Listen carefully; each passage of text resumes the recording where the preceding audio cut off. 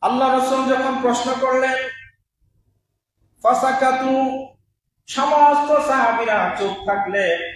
কারো কারো ভিতরে প্রশ্নের উত্তর থাকলেও তারা উত্তর দিলেন না। সকলে আল্লাহ রাসূলের সামনে আদবের সাথে চুপ থাকলেন।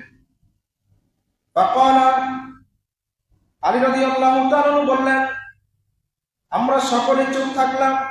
ফালাম্মা রাজাতু কুলতু লি ফাতিমা আইয়ু শাইইন খায়রুল লিন-নিসা, আমি যখন আল্লাহ নবীর দরবার থেকে যখন আমি আমার ঘরে চলে গেলাম, গিয়ে আমার স্ত্রী ফাতেমাকে জিজ্ঞেস করলাম, হে ফাতেমা, আইয়ু শাইইন খায়রুল লিন-নিসা, ওই একই প্রশ্ন করলেন।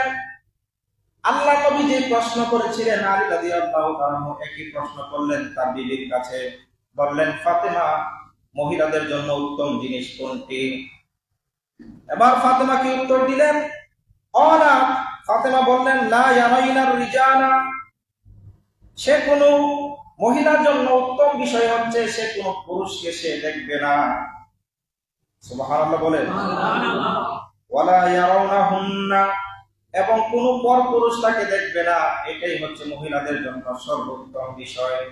উচ্চস্বরে বলুন সুবহানাল্লাহ। মানে তিনি পর্দাকে ইন্ডিকেট করলেন যে মহিলাদের জন্য পর্দা হচ্ছে সর্বোত্তম আমল। বলেন, মহিলাদের জন্য সর্বোত্তম আমল কি? পর্দা।